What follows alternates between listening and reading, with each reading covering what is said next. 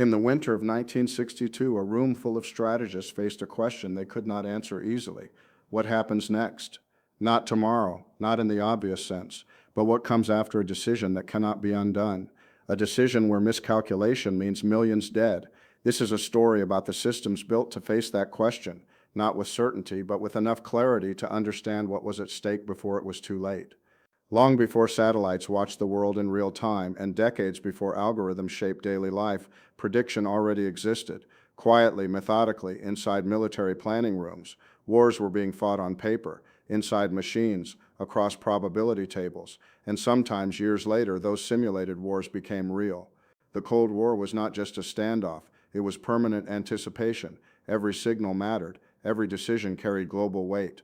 A misread message could escalate into nuclear exchange. A single move could trigger a chain no one could stop. Leaders understood something deeply unsettling. There would be no second draft of history. Once a threshold was crossed, there was no revision. This was not a world that rewarded boldness. It rewarded restraint, caution, and the ability to think several moves ahead without trial and error. But how do you prepare for something that has never happened? How do you plan for scenarios so complex that no single mind can hold all the variables? Traditional planning relied on experience. Generals studied past wars, old battles, familiar terrain, but modern conflict had outgrown history, multiple theaters, nuclear and conventional forces, alliances that could shift overnight, political pressure, economic strain, adversaries adapting in real time. The variables multiplied faster than decisions could be made. This was not incompetence, it was complexity, and so a new approach emerged. Military simulations, not games, not predictions, but structured attempts to model conflict before it happened. Known forces, geography, logistics, doctrine, run forward in time, again and again. If we do this, what might happen? These systems were not crystal balls, they were probability engines. They did not tell planners what would happen. They showed what could happen under different assumptions, small changes, massive consequences.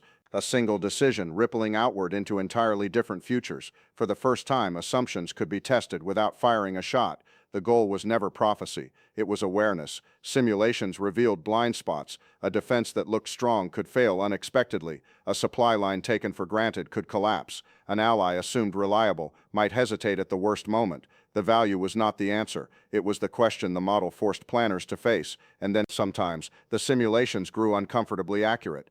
Conflicts unfolded with shapes that felt familiar. Flashpoints, escalation paths, cascading decisions, not exact replicas, but close enough to be disturbing. Those who had run the models watched real wars unfold and wondered whether anyone had listened. This created tension. When do you trust the simulation, and when do you ignore it? Models could calculate force ratios, they could track logistics, but they struggled with humans, political will, public opinion, leaders under stress. The simulations advised, they did not decide, and that distinction was everything. No system like this could ever be perfect. Data was incomplete, assumptions were fragile, human behavior refused to behave like equations. A model could not predict a sudden political shift or a single event that changed public sentiment overnight. This was not a flaw, it was reality. Still, these systems changed the world. They shaped strategy, arms control, defense spending. Over time, their logic spread beyond the military. Finance, epidemiology, climate modeling, the same principle everywhere. Test assumptions before committing to irreversible decisions. In the end,